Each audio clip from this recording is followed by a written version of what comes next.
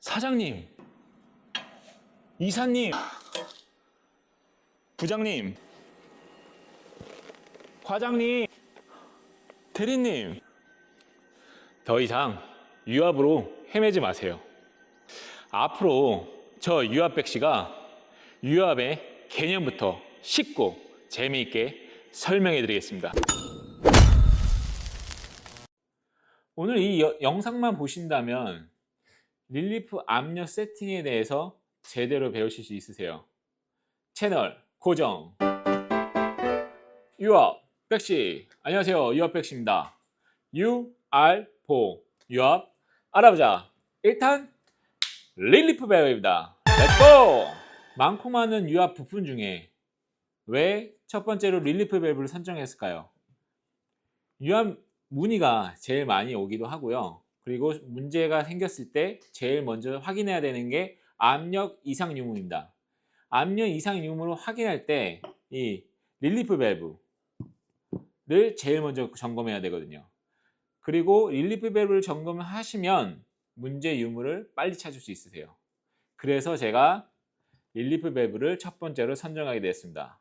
릴리프 밸브를 설명하기 앞서 유압을 왜 쓰고 그것을 어떻게 쓸 것인가에 대해서 먼저 설명해 드릴게요. 네, 유압을 쓰는 이유는요, 단순히 이 힘 때문이에요. 힘으로는 가성비를 따라올 수가 없거든요. 그 유압 분야에서는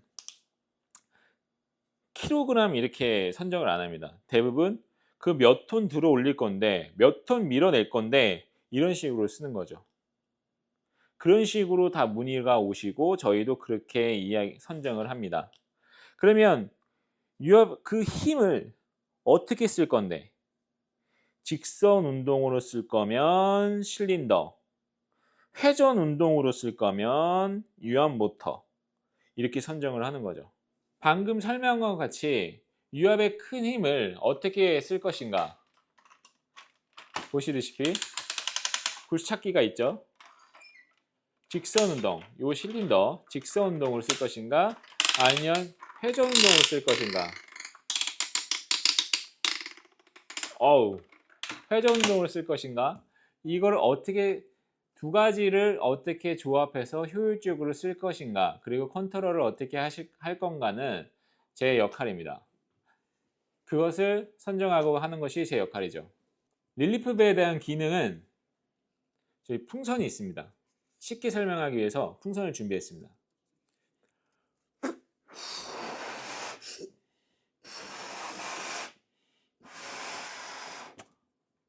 제가 이렇게 압력을 계속 놓다고 생각해 주세요. 그러면 이 모양대로, 제가 계속 바람을 불면 뻥 터지겠죠. 계속 바람 불면요. 근데 제가 아무리 바람을 불어도 이 모양 그대로 유지를 할 수 있게 해주는 기능이 릴리프 밸브의 기능입니다. 이해 쉽죠? 이해하기 쉽죠? 그러니까 이 모형 압력은 계속 가고 있는데 이대로 이 형태로 여기서 더 이상 커지지 않게 제어해주는 밸브가, 압력 제어해주는 밸브가 릴리프 밸브입니다. 제가 그림으로 한 번 더 설명해 드릴게요. 펌프가 모터나 엔진에 의해서 토출을 합니다. 기름이 쭉쭉쭉 올라가요. 기름이 쭉쭉쭉 올라가서 이제 실린더로 해서 기름이 차겠죠. 실린더가 기름이 차면서 점점 이렇게 점점점 실린더가 나오게 됩니다. 이 나와서 실린더가 끝이 있을 거 아니에요. 그럼 끝까지 갔어요. 끝까지 가서 기름이 다 찼어요. 그 다음부터는 풍선처럼, 만약에 기름이 계속 들어간다면 풍선처럼 다 부풀어 오를 거예요. 얘도 부풀어 오르고 다 부풀어 오를 거예요. 그러면 그때 이런 상황에서 릴리프 밸브가 있다. 그러면 어느 정도 안정된, 즉 릴리프 밸브에서 세팅되어 있는 압력, 제외하고는 다 빠지게 해줍니다. 그러니까 압력 세팅을 100바를 세팅을 했다면 100바 이후에는 다 빠져주는 거죠. 그래서 릴리프밸브는 안전 밸브라고도 합니다. 시스템을 보호해 주니까 그거에 대해서 안전적으로 해주는 밸브다. 그리고 유압 시스템에서는 릴리프 밸브가 꼭 한 개씩은 들어갑니다. 앞에 놓여져 있는 것들이 모두 릴리프 밸브, 같은 기능의 밸브입니다. 요거 같은 경우에는 배관 타입, 배관으로 바로 연결해서 쓰는 릴리프 밸브, 그리고 얹어서 쓰는 이런 블럭이나 이런 데 얹어서 쓸 수 있는 모듈러 타입의 릴리프 밸브고요. 그리고 요거는 컴팩트하게 내가 소형화 시키고 싶을 때 블록 설계를 새롭게 해서 심어서 이렇게 심어서 쓸 수 있는 밸브입니다. 모두 다 같은 기능의 릴리프 밸브입니다. 릴리프 밸브의 특징을 보면 대부분 조일 수 있게 돼 있어요. 이건 지금 없는 상황, 이건 빠져 있는 상황입니다. 이렇게 조이고 돌릴 수 있게 돼 있습니다. 이것이 내가 원하는 압력을 높이고 줄이는 역할을 하게 됩니다. 그럼 압력 세팅을 위해서는 항상 동반돼야 되는 것들이 있어요. 압력 게이지. 육안으로 우리가 실제 펌핑되고 있는 이 현재 이 배관의 압력을 확인하기 위해서는 압력 게이지가 꼭 필요하고요. 여기들이 대부분 설계를 제대로 하신 분들은 대부분 압력 게이지를 다 연결을 해놔요. 그리고 이걸로 내가 압력을 조절하고 올리고 내리는 것을 압력 게이지로 확인을 해서 세팅을 할 수 있게 됩니다. 그래서 현재 만약에 이상 유무가 있으시다면 압력 게이지부터 제대로 됐는지 이상이 없는지 확인하신 것이 첫 번째일 수도 있습니다. 죄송합니다. 네, 여보세요? 네네, 사장님. 네네. 네. 잘 쓰시다가, 네. 압력이 안 든다고요? 네네. 그러면 릴리프 먼저, 밸브를 먼저 봐야겠죠? 압력 확인하셔야 되고요. 네네. 세팅 방법이요. 그것은 UR보, 릴리프 밸브 편을 참고해 주세요. 보이시는 게 저희가 압력 테스트 하거나 간단한 테스트를 할 때 쓰는 파워팩입니다. 이 파워팩이 유압 유니트라고 보시면 될 것 같고요. 여기서 보면은 릴리프 밸브가 보시면 이쪽에 있습니다. 아까 카트리지 밸브 타입의 릴리프 밸브 컴팩트하게 쓸 수 있게 해준다는 그 릴리프 밸브가 이런 타입이에요. 심어져 있어요. 이런 밸브로 릴리프 밸브 압력을 세팅하면 돼요. 지금은 이게 바로 압력이 찰 수 있게 저희가 다 막아놨거든요. 호스 같은 것도 보시면 다 이렇게 막혀져 있습니다. 초점이 호스가 다 막혀져 있죠. 지금 연결되어 있는 게 없어요. 모터나 이런 것들이 연결된 게 없기 때문에 지금 현장에서 대부분 실린더나 유압 모터가 연결되어 있을 거예요. 그러니까 실린더 같은 경우에는 전진으로 끝까지 민 상태에서 압력 세팅을 하시면 돼요. 압력이 올라가죠. 지금 현재 한 60바 정도? 60바 정도를 지금 가리키고 있네요. 지금 제가 버튼 누르면 펌프가 계속 토출을 하고 있는데 릴리프 밸브가 다 지금 60바 이상으로 안 올라가게 제어해 주고 있는 거예요. 지금 현재 60바를 가리키고 있죠. 이렇게 가압을 하고 있는 상태에서 요걸 풀리신 다음에 육각 렌치 저는 미리 풀어놨습니다. 압력을 올리실 때 가압을 하는 상태에서 이게 시계 방향으로 잠그는 겁니다. 잠그면 잠글수록 압력이 올라가죠.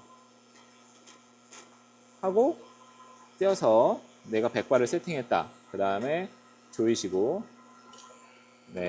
이 상태에서 잠깐 풀르고 다시 한번 눌러보겠습니다. 그러면 100바를 유지하고 있죠. 이게 릴리프 세팅입니다. 간혹가다 유압 실린더가 전진을 하고 있는 도중에 세팅하시는 분들이 있어요. 그러면 안 돼요. 항상 부하를 최고로 받았을 때 그때 세팅을 하셔야 돼요. 아시겠죠? 이거는 제가 칠판으로 다시 한번 설명을 드릴게요. 제일 실수를 많이 하시는 부분이 이 부분입니다. 예를 들어 실린더 같은 경우에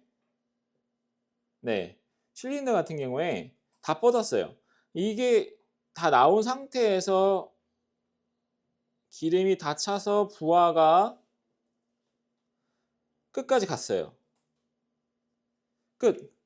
해서 계속 펌프가 공급을 했을 때 압력 세팅을 해야 되는데 이게 작동 중에 실린더가 전진하고 있는 작동 중에 릴리프 밸브를 압력을 보시고 세팅하시는 분이 많거든요. 그러면 안 됩니다.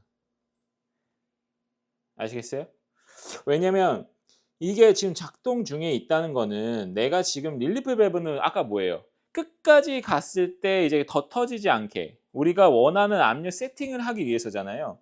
근데 얘네들이 기름이 들어가서 작동 중에는 지금 부하가 끝까지 간 게 아니고 그냥 우리가 어떤 물체를 그냥 밀 때 드는 힘.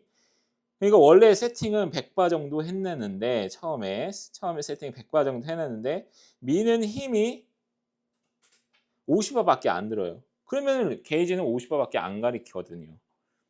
그때 압력 세팅을 막 올리고 돌리고 이렇게 해서 세팅을 하셨다고 하는데 막상 부하 가면 150바 막 엄청 올라가거나 아니면 엄청 떨어져 있거나 둘 중에 하나입니다. 그렇게 해서 세팅하시면 안 돼요. 그렇게 해가지고 유압 모터 같은 경우에도 돌아가는 와중에 세팅하시는 건 유압 모터가 돌아가는 와중에 세팅하시는 건 절대 안 된다. 이렇게 실수를 제일 많이 하세요. 이 부분을. 그러니까 릴리프 밸브에 대한 세팅은 부하 끝까지. 왜? 안전 밸브잖아요. 왜 안전 밸브예요? 유압 시스템의 메인 압력을 제어한다. 네, 여기까지 릴리프 밸브에 대한 기능과 세팅 방법에 대해서 알아봤는데요. 어떠세요? 좀 아직도 어려우신 게 있으신가요? 그러면 댓글 달아주세요. 조금 더 쉽고 이해하실 수 있게 제가 설명을 드리겠습니다. 그리고 이게 도움이 되셨다면 구독과 좋아요, 알람 설정 필수로 부탁드리겠습니다.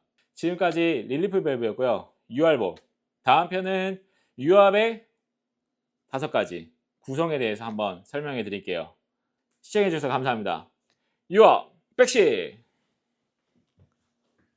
띠띠띠리띠리띠리. 오늘 영상을 보신다면 유압? 나도 기본은 알지 라고 말하실 수 있을 겁니다. 그럼 다 같이 채널 고정! 유압 백시! 안녕하세요, 유압 백시입니다.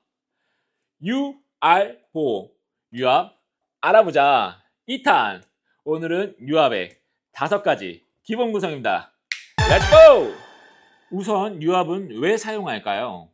왜 필요할까요? 이전 영상에 간략하게 설명해 드렸습니다. 못 보신 분들은 위쪽 링크를 클릭해 주세요. 유압의 5가지 기본 구성으로는요, 펌프, 밸브, 액추에이터, 액세서리, 유압 탱크, 이렇게 5가지로 구성되어 있습니다. 사실 여기서 6번째 구성으로 엔진이나 전동 모터의 동력원이 들어가야 된다고 생각하는 게 저의 개인적인 의견이지만 교육 관련 서적에서 5가지로 기본 구성을 하고 있습니다. 유압의 5가지 기본 구성에 대해서는 이해하기 쉽게 사람의 신체와 비교해서 설명해 드리도록 하겠습니다. 제가 의학의 전문 지식이 있는 게 아니니까 저보다 혹시 더 공감되는 부분이 있으시다면 댓글로 부탁드릴게요. 첫 번째, 펌프. 사람의 심장과 같은 역할을 합니다. 사람의 혈액이 유압 오일이라는 가정하에 모든 부분에 오일을 쭉쭉 보내주는 역할을 하죠. 손가락, 발가락, 말초신경까지 쭉쭉 말이죠. 펌프의 종류는 크게 3가지로 나눠져 있고요. 다음 편에 설명해 드릴게요. 두 번째, 밸브. 사람의 근육과 같은 역할을 합니다. 근육의 수축과 이완을 통해 원하는 동작이 나오듯 유압에서는 압력, 속도, 방향을 결정하는 것이 밸브의 역할입니다. 세 번째, 액추에이터. 사람의 손과 발 같은 역할을 합니다. 손과 발을 사용하여 우리는 액션을 취하게 되잖아요. 그것처럼 유압에서 직선 운동, 회전 운동 하는 것이 액추에이터의 역할입니다. 실린더의 직선 운동, 유압 모터의 회전 운동, 이 두 가지를 유압에서는 액추에이터라고 합니다. 네 번째, 유압 액세서리. 코, 눈, 피부와 같은 역할을 합니다. 액세서리에는 다양하게 있습니다. 대표적인 부품이 압력 게이지, 유명계, 쿨러 등등이 있는데 유압 시스템의 상태 파악을 할 수 있게 해주는 것들이 액세서리의 역할이죠. 마지막으로 다섯 번째, 유압 탱크. 사람의 심장과 같은 역할을 합니다. 심장이 혈액을 깨끗하게 해주듯 펌프를 통해서 토출된 오일이 돌고 돌아서 탱크에 보관도 되고요. 청소 역할을, 필터를 통해서 청소 역할도 해주고 다시 펌프로 올라갈 때 이물질이 들어가지 않게 해주는 역할을 합니다. 유압의 다섯 가지 기본 구성을 사람의 신체와 함께 비교해서 좀 설명을 해드렸는데 어떻게 이해가 되셨을까요? 아무래도 실물을 보면서 이야기하는 것이 더 이해가 되실 수도 있을 것 같아서 출고 대기 중인 유압 시스템이 있습니다. 그것을 보고 한 번 더 설명해 드릴게요. 보시는 유압 시스템은 테스트 작업을 위해 제작된 유압 시스템입니다. 오늘 설명한 부분에 대해서 다시 한번 설명해 드릴게요. 전동 모터에 전기가 공급이 되면 유압 펌프를 돌리게 됩니다. 유압 펌프는 돌아가면서 기름을 흡입하게 되죠. 흡입된 기름은 토출이 되어서 배관을 통해 쭉쭉쭉 매니폴더로 들어가게 됩니다. 들어간 매니폴더의 기름이 밸브로 다 전달이 되어서요. 지금 보시는 것이 솔레노이드 밸브, 반향 제어 밸브입니다. 그리고 유량 제어 밸브, 그 밑에는 가마 밸브, 압력 제어, 유량 제어, 솔 밸브, 반향 제어까지 총 3가지를 제어하게 됩니다. 제어된 오일이 쭉 나오면 실린더의 직선 운동을 하게 되고요. 그 앞에는 유압 모터거든요. 유압 모터는 회전 운동을 하게 되는 거죠. 모두 기름이 공급되는 제어된 오일이 공급되면 거기에 맞춰서 지금 액추에이터들이 움직일 수 있게 됩니다. 그리고 우리가 아까 네 번째 액세서리 보였죠? 압력계, 그리고 유명계, 그리고 청소창, 탱크에 청소를 할 때 사용하는 청소창, 그리고 테스트 포인트 호스인데요. 이 압력을 게이지를 두기가 어려운 부분에 저렇게 일일이 다 하나씩 연결을 해두고요. 해둔 거를 그 압력계를 한 곳에 모아놓고 볼 수 있게 해주는 역할을 하게 되죠. 그러면 눈의 시안성이 좋기 때문에 한 번에 압력을 다 체크할 수 있어서 자주 사용하게 됩니다. 그리고 돌고 돈 기름이 다 리턴 필터를 통해서 탱크로 다시 들어가게 되죠.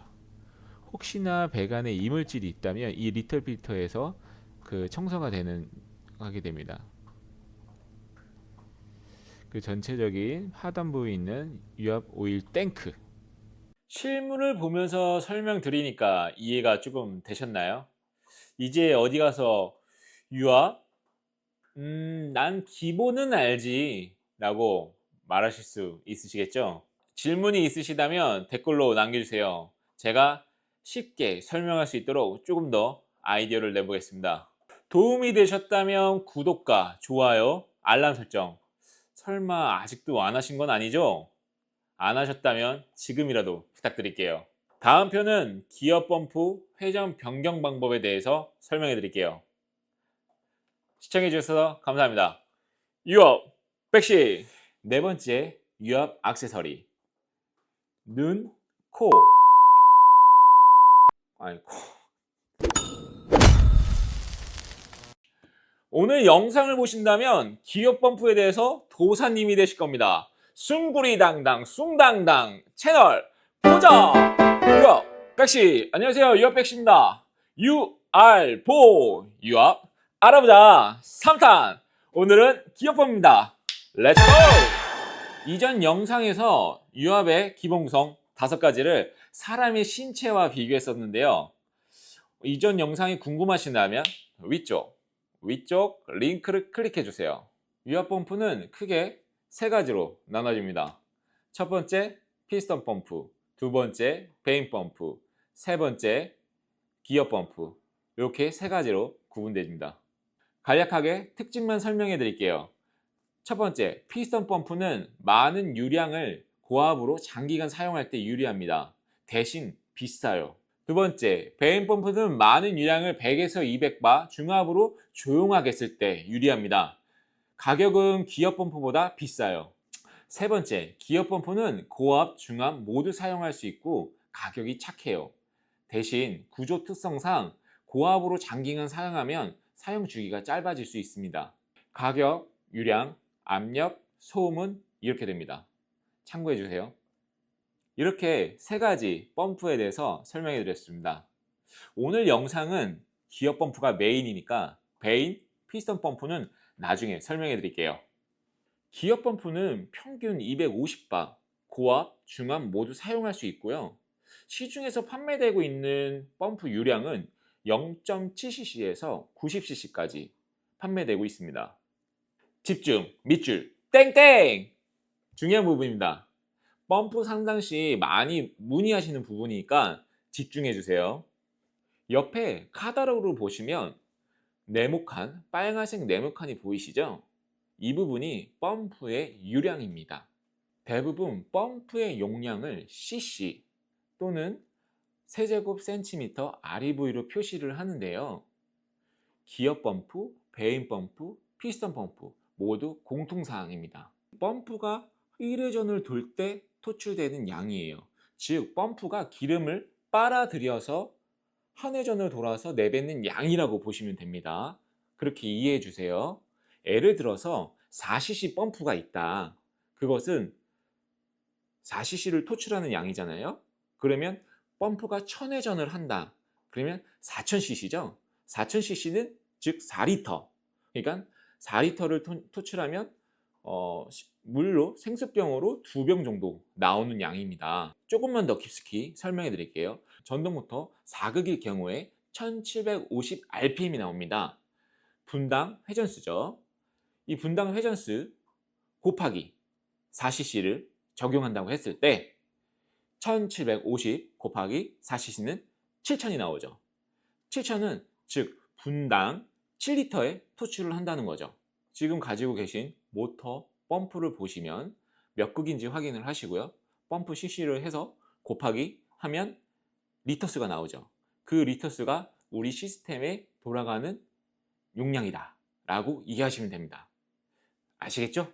기어 펌프 용량은 이 모델링을 보시면 알 수 있으세요. 이 부분에 대해서는 이따가 회전 변경할 때 다시 한번 설명해 드릴게요. 기어 펌프의 구조입니다. 기어 펌프는 메인 샤프트, 전동 모터가 또는 엔진이 돌려주는 메인 샤프트가 있고요. 그 다음에 보조 샤프트 2가지가 부싱에 조립돼서 돌아가면 기름을 빨아들여서 토출하게 됩니다. 지금 여기 들어가 있는 상황이라고 보시면 됩니다. 여기 들어가 있는 상황에서 돌아가면서 기름을 빨아들여서 토출하게 됩니다. 구조상 고압으로 쓰시는 분들은 기어가 외벽을 갉아먹게 돼 있어요. 그래서 교체 주기가 빨라지는 거죠. 그래서 어느 날 잘 쓰던 장비가 힘이 없다. 그러면 기어 펌프를 의심해 봐야 됩니다. 이럴 때는 릴리프 세팅을 해보십니다. 릴리프 세팅 방법에 대해서 이전에 설명해 드렸는데 혹시 못 보신 분들이 있으시다면 위쪽 클릭해 주세요. 릴리프 세팅으로 압력이 올라가신다. 그건 99% 펌프 교체 주기가 된 거예요. 1%는 남겨둘게요. 혹시 모르니까. 생산이 급하시거나 일 당장 시작해야 되는데 쓰실 수 있습니다. 잠깐은. 근데 이것 역시 임시방편. 넘버링을 보시고 주변에 있는 유압업체나 아니면 저희에게 전화를 주세요. 그래서 바로 교체를 하실 수 있게 물건을 준비하셔서 바로 교체를 하시면 됩니다. 근데 여기서 잠깐 많이 실수하시는 부분인데요. 지금 압력을 올려서 세팅을 다시 바꿔서 놓으셨잖아요. 근데 대부분 펌프를 교체하시고 압력을 그대로 또 쓰시는 거예요. 그러면 펌프 손상도 많고 장비 데미지도 먹습니다. 무슨 일이 일어날지 몰라요. 빠밤! 그러니까 항상 주의 해주세요. 항상 펌프를 교체한 다음에 릴프를 항상 줄여주세요. 줄이고 다시 압력 세팅을 하셔야 됩니다. 무슨 일이 일어날지 몰라요. 저도 실제 압력이 얼마나 올라갔는지 모르기 때문에 주의하셔야 됩니다. 무슨 일이 일어날지 몰라요. 아시겠죠? 이럴 때는 회전 변경 어떻게 하죠? 유아백 씨 알려줘요. 기어 펌프 회전 변경 3자 오링만 하면 너도 할 수 있어. 시중에서 판매되고 있는 다양한 기어 펌프 브랜드들입니다. 이태리의 카사파, 마조키, 오티, 국산 아세다 등 다양하게 있습니다. 모두 분해 조립해 두었습니다. 근데 같은 특징들이 보이시나요? 3자 오링, 백업링 두 가지가 동일하게 있죠? 이것이 분해 조립 또는 회전 변경의 핵심입니다. 기어 펌프를 보면서 원리를 설명해 드릴게요. 자, 펌프가 이렇게 돌아가기 시작합니다. 돌아가기 시작하면은 이 흡입 쪽에 진공이 생겨요. 진공이 생기면서 기름을 빨아들이게 됩니다. 빨아들인 유체는 이제 요 외벽을 타고 이렇게 외벽을 타고 여기까지 전달이 되겠죠. 기어를 통해서 이 전달된 기름이 이제 갈 데가 없어서 토출이 되는 거예요. 지금 이 부분 보시면 이 부분 기름이 안 지나가는 부분이라고 보시면 돼요. 많이 헷갈려 하시는 부분이 기름이 들어와서 가운데로 지나간다고 생각하세요. 절대 아닙니다. 자, 외벽을 타서 이렇게 가서 이 부분에서 돌면은 자, 이 부분에서 이제 기름이 없어지는 겁니다. 없어지니까 기름이 이쪽으로 토출 방향으로 나가게 되는 겁니다. 자, 우리가 부싱을 한번 볼게요. 부싱에 뭐가 있죠? 백업링이 있다. 이 백업링이 또 어떤 역할을 해주냐? 그것을 알면 회전 변경이나 펌프 분해 조립하는 데는 어렵지가 않아요. 자, 여기 보시면 이게 3자 오링이 있고 오링을 받쳐줄 수 있는 약간 플라스틱 소재의 그 백업링이 있습니다. 얘가 무슨 역할을 하냐? 자, 여기까지는 이해를 하셨죠? 그 다음에 이걸 껴볼게요. 자, 들어갑니다. 자, 들어갔어요. 들어갔으면 자, 기름이 항상 이 3자의 토출 방향은 여기로 이 3자가 파인데 네, 이렇게 파인데 가운데가 토출 방향을 바라봐야 된다. 디귿 이 3자의 눕혀진 3자의 이 부분이 항상 토출 방향으로 있어야 돼요. 이유가 뭐냐면요. 자, 기름이 토출되면 여기는 압이 형성이 되죠. 압이 형성되고 압이 빠지지 않게 해주려면 얘네들이 지금 잡아주는 겁니다. 오링이.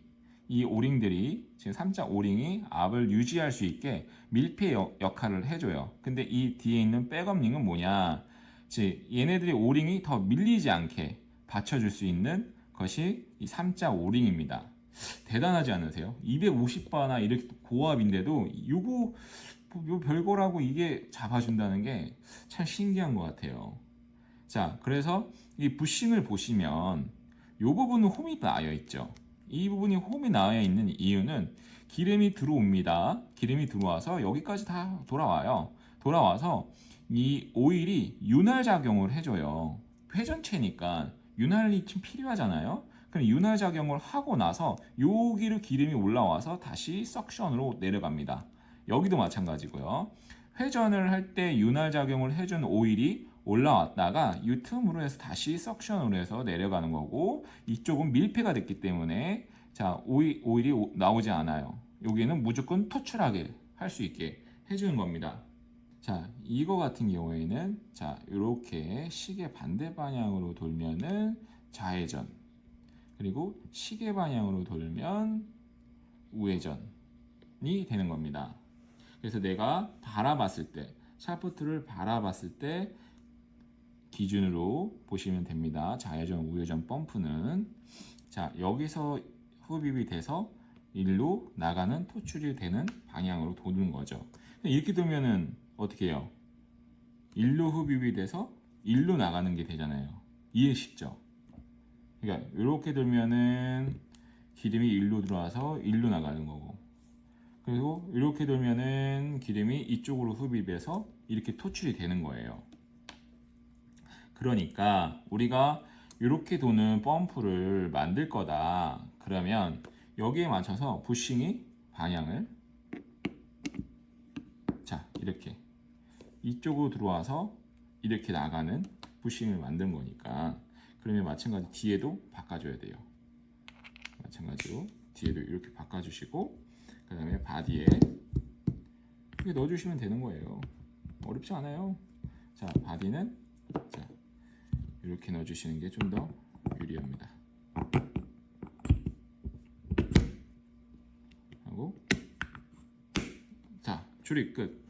어떠세요? 기어 펌프에 대해서 개념이 잡히시니까 뭐 별거 아니죠? 마지막으로 회전 변경할 때 또는 분해 조립할 때 주의점은 이 백업링이 씹히지 않게 조심하셔야 됩니다. 분해 조립을 하면서 백업링이 자주 씹히는 일들이 있거든요. 처음 하시는 분들은 이 부분을 자주 놓치세요. 이 백업링이 씹히면 눌려버리거든요. 그러면서 기어 펌프가 돌질 않아요. 그렇기 때문에 그때 다 조립이 되고 샤프트를 플라이어로 돌렸을 때 잘 돌아간다. 그러면 굿 조립 잘 하신 거고요. 만약 돌아가지 않는다. 그러면 백업링이 씹히신 겁니다. 그러면 실킷을 구매하셔야 돼요. 백업링만 판매를 안 합니다. 실키트를 다 구매를 하셔야 돼요. 그러니까 이거 하나 때문에 몇만 원을 쓰셔야 된다는 겁니다. 아셨죠? 조심. 또 조심하세요. 오늘은 기어 펌프에 대해서 설명해 드렸습니다. 어떻게 기어 펌프의 도사님이 되셨을까요? 숭구리당당 숭당당 좋아요, 구독, 알람 설정 해주실 거죠? 또한 6월모 응원의 댓글도 환영합니다. 다음 편은 방향 제어의 솔레노이드 밸브의 개념을 설명해 드리고요. 왜 똑같이 생겼는데 가격이 차이 나는가에 대해서 설명해 드리겠습니다. 시청해 주셔서 감사합니다. 유아! 오늘 영상을 보신다면 솔레노이드 밸브를 다른 사람에게 설명할 수 있게 되실 겁니다. 채널 고정! 유아 백씨! 안녕하세요, 유아 백씨입니다. UR4 유압 알아보자 사탄. 오늘은 솔레노이드 밸브 편입니다. 렛츠고! 혹시 기어 펌프 영상 보셨나요? 안 보셨다면 위쪽 링크를 클릭해 주세요. 펌프가 오일을 어떻게 뿜어내는지 알아야 밸브가 그 오일을 어떻게 제어하는지 이해가 쉬워지니까요. 이번 영상은 구독자님의 아이디 뒷번호가 6538님의 요청으로 엄청 쉽게, 아주 쉽게 개념부터 풀어서 설명해 드리겠습니다. 밸브란 사전적 의미로 갈로에 중간에 설치해서 유체의 양이나 압력을 제어하는 장치라고 설명되어 있습니다. 유압에서는 세 가지 제어를 하게 됩니다. 첫 번째, 압력 제어. 두 번째, 유량 제어. 세 번째, 반향 제어입니다. 첫 번째, 압력 제어. 압력 제어의 대표 밸브는 릴리프 밸브죠. 시스템 전체의 기준 압력을 잡고 넘치는 건 탱크로 돌려주는 릴리프 밸브. 구독자분들은 이제 눈 감고도 설명이 가능하시죠? 음? 아직도 안 보셨다고요? 그럼 구독 누른 후에 솔레노의 편이 끝나고 확인해 주세요. 두 번째, 유량 제어. 수도꼭지를 생각하시면 편합니다. 조금 트면 졸졸졸, 많이 트면 콸콸콸. 유량 밸브도 똑같이 유체의 양을 조절하게 됩니다. 세 번째, 방향 제어. 방향 제어 밸브는 기름의 길을 바꾸는 교통신호등이라고 생각하시면 될 것 같습니다. 오일의 흐름이 어디로 흐를지 딱 정해주는 밸브입니다. 실린더가 앞으로 갈지 뒤로 갈지, 유연 모터가 오른쪽으로 돌지 왼쪽으로 돌지를 정해주는 게 솔레노이드 밸브의 역할입니다. 솔레노이드 밸브를 번역하면 원통의 코일이라고 합니다. 코일? 그럼 뭔가 전기랑 관련이 있겠죠. 이 코일에 전기를 흐르게 해요. 방향 제어하는 밸브를 솔레노이드 밸브라고 합니다. 제가 100번 떠드는 것보다 한 번 제대로 보여주는 것이 낫다 싶어서 제 사비로 밸브를 절단했습니다. 이 와이어 커팅은 대신테크 박주환 대표님이 해주셨는데 정말 노력을 많이 해주셨어요. 제가 그 구독자님들을 위해서 설명을 정말 잘해주고 싶다 이렇게 이야기하시니까 정말 깔끔하게 내주셨어요. 혹시 와이어 커팅이 필요하시다고 하시면 한번 전화 한번 해보십시오. 정말 제대로 잘해주실 겁니다. 솔레노이드 분해하기 전 외형입니다. 현장에 이런 모습으로 있겠죠? 절단한 솔레이드 내부도를 보고 이미지 만들기. 코일은 전기가 들어가면 자석이 되어서 플런저가 자력의 힘으로 스프를 밀고, 아마추어는 플런저 움직일 수 있는 길이라 생각하고 스프링에 의해 스풀은 중립으로 돌아오게 되며 이 스풀이 유체의 흐름을 바꾸는 핵심 역할을 합니다. 블럭은 육체의 통로고 규격화로 제작됩니다. 단면도로 다시 복습! 솔레노이드 밸브 구조와 명칭, 역할에 대해서 설명을 해드렸으니까 이제 작동에 대한 방식에 대해서 알려드릴게요. 자, 코일에 신호가 들어가면 자력을 변하겠죠? 자력이 변한 코일에 의해서 이 플런저가 이 스프를 밀게 됩니다. 그럼 스풀이 움직이겠죠? 이동을 합니다. 플런저가 민 만큼 이동을 하게 되면, 자, 여기가 P, A, B, T 이렇게 되겠죠? 그러면 우리가 예를 들어서 실린더가 이렇게 있다. 실린더가 있는데 프로트가 이렇게 있습니다. 그랬을 때 이렇게 움직였을 때 P에서 기름이 공급이 돼서 B로 들어가게 되죠. 그럼 P로 들어가게 된 기름이 다시 A로 나오게 되죠. 반대편에 있는 A에 나온 기름이 이렇게 갈로가 이어져 있습니다. 이렇게 스풀이 비켜주니까 기름이 나갈 수 있게 되죠. 이렇게 움직이다가 이제 코일에 전기가 차단됐어요. 그러면은 자력이 없어지면서 스풀이 다시 제자리로 오게 되죠. 이 제자리로 오게 된 이유는 여기 스프링에 의해서 다시 복귀가 되는 겁니다. 쉽죠? 솔레노이드 밸브의 구조와 명칭에 대해서 설명해 드렸으니 이제 움직이는 걸 보아야 머리에 제대로 남겠죠. 백문이 불여일견, 100번 듣는 것보다 한 번 보는 것마다 못하다. 그래서 준비했습니다. 전등이 들어오는 곳을 잘 봐주세요. 이쪽을 A솔이라고 한다면 스풀이 움직이는 방향이 밀어내고 있습니다.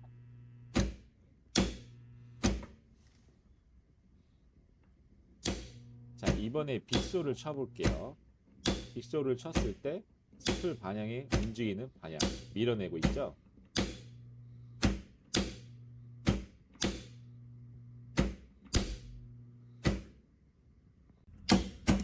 자, 똑같이 아예 측면을 아예 보여드릴게요. 지금 빗솔을 치고 있는 거라고 보면 됩니다. 지금은 A솔. 이제 솔레노이드 밸브에 전기 신호를 누면 어떻게 밸브가 움직이느라는 이미지가 그려지시고 있으신가요? 그럼 이 영상은 전 성공한 거라고 봅니다. 밸브의 작동이 머리에 그려지셨으니까요. 조금 더 배워볼게요. 밸브가 A솔, B솔을 치고 다시 복귀를 하죠. 뭐 때문에? 스프링에 의해서 복귀를 하죠.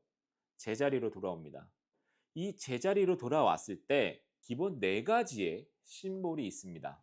그 심볼에 대해서 한 번 더 설명을 해드릴게요. 물론 여러 가지 심볼이 있습니다. 그러면 머리 아파요. 일단 4가지만 제대로 4가지만 확인하는 시간을 가져보겠습니다. 명판 보는 법입니다. 빨간색 동그라미 보이시죠? 명판에 있는 저 심볼을 확인하시면 됩니다. 4가지 주요 심볼은 올블럭, 피블럭, 올오픈, 센텀 바이패스 요 4가지입니다.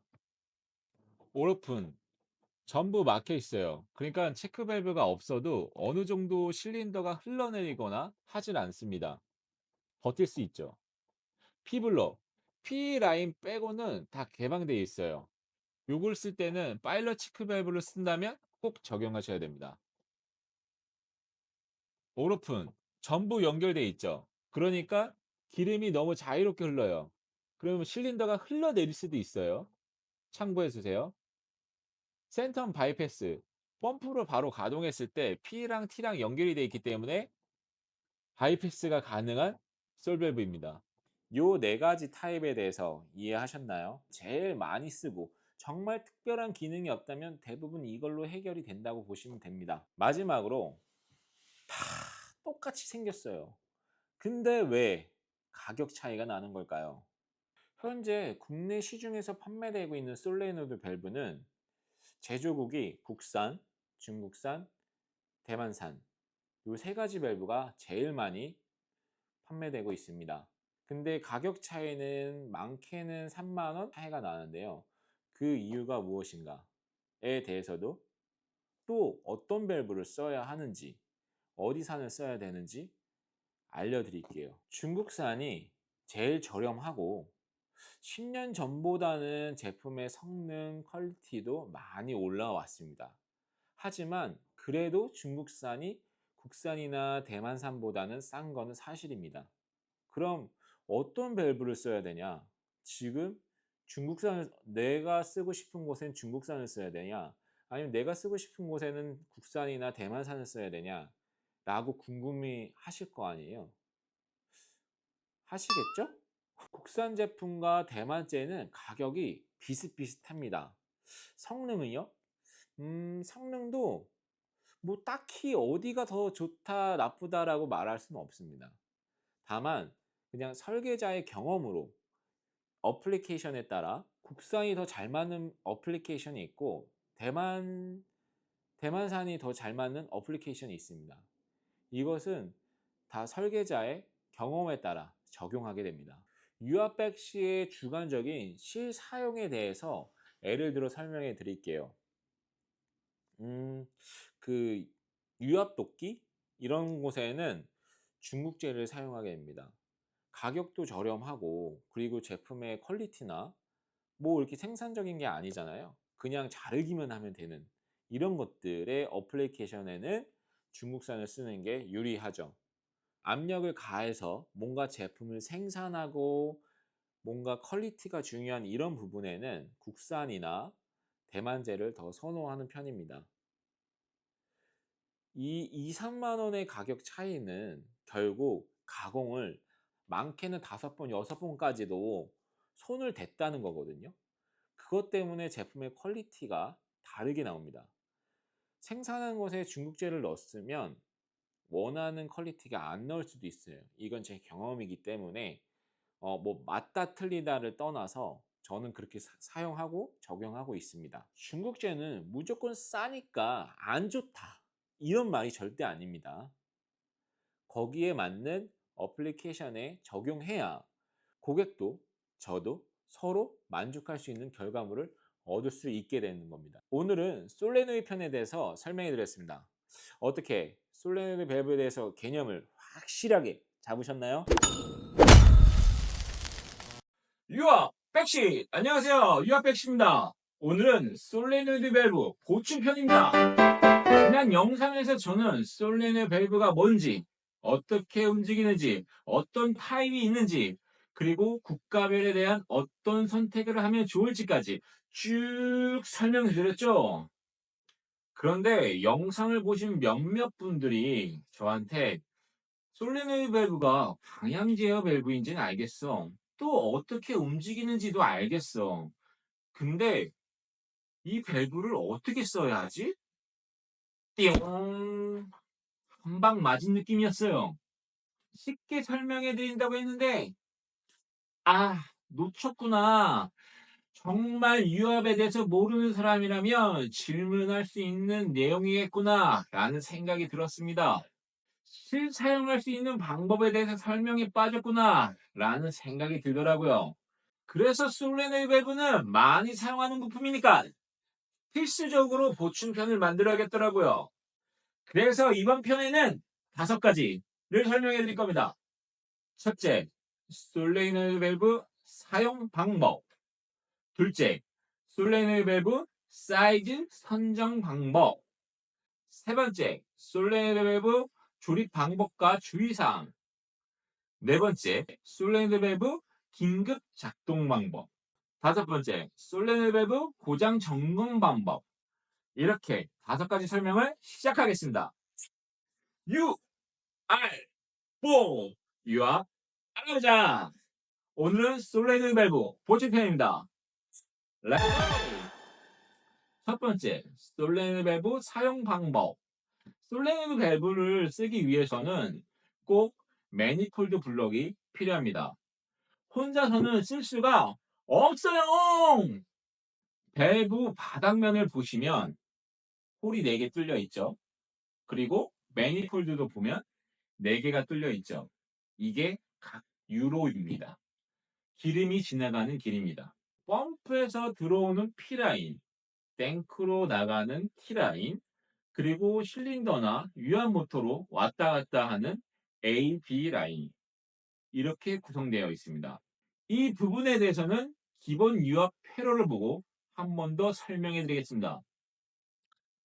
유압에서 기본적인 회로를 보고 설명해 드릴게요. 유압에서는 기본적으로 P, T, A, B 포트를 가지고 있습니다. P 포트 같은 경우에는 펌프에서 기름이 추출되는 라인이고요. T 포트 같은 경우에는 기름이 탱크로 다시 돌아갈 수 있게 해주는 라인이고, AB 라인 같은 경우에는 실린더나 유압 모터에 인아웃 되는 포트라고 보시면 돼요.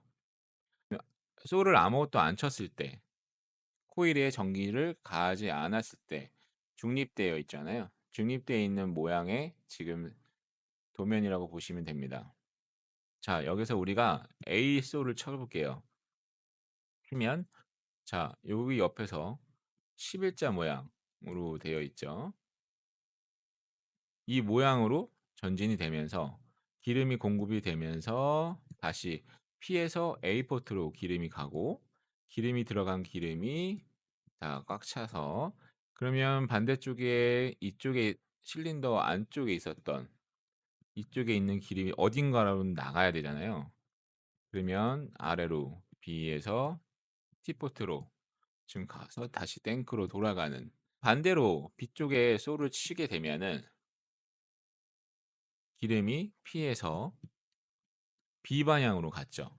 B 방향으로 가서 B로 기름이 채워지면서 이쪽에 있던 기름이 빠져나가고 다시 이 안을 기름이 채워놓게 되면서 자, 이거는 어디론가 또 가야 되잖아요. T포트 고정 장치. 그러니까 ABPT는 고정인데 밸브가 움직임으로써 방향이 바뀌는, 그래서 방향 제어 밸브가 솔레노이드 밸브다 라고 설명을 해드릴 수가 있습니다. 회로 보시니까 이해가 좀 더 되시죠? 매니폴드를 안 쓰고 밸브에다 직접 연결해서 쓴다고 생각해 볼게요. 억지로 탭을 내서 호스를 연결해서 쓴다. 하나는 어떻게 쓰겠죠? 근데 밸브 3개를 써야 된다고 생각해 보세요. 그러면 4개씩. 그러면 3개. 그럼 12개잖아요. 그럼 호스 12개를 각각 연결해야 된다고 생각해 보세요. 아, 그거 정리하려면 끔찍합니다. 우리가 일상생활에서 전기를 여러 개 꽂아서 쓰는 걸 멀티탭이라고 하잖아요. 멀티탭처럼 한 곳으로 모아주고 또 밸브를 고정해주는 역할을 하는 것을 유압에서는 매니폴드 블럭이라고 합니다. 밸브의 고정과 각 포트를 연결하기 위해서라도 솔레이드 밸브와 매니폴드 블럭은 짝꿍입니다. 두 번째, 솔레이드 밸브 사이즈 선정 방법. 매니폴드 블럭이 필수인 건 아셨죠? 그럼 이 모양과 사이즈는 모두 똑같나요? 예, 모두 똑같습니다. 밸브를 만드는 회사들 모두가 정해진 규격입니다. 이건 약속이에요. 우리 다 똑같이 만들어서 쓰자. 약속해버린 거죠. NG6 사이즈와 NG10 사이즈를 기본적으로 사용하고 있습니다. NG의 뜻은 Nominal size of the groove. 정해진 규격이라는 뜻입니다.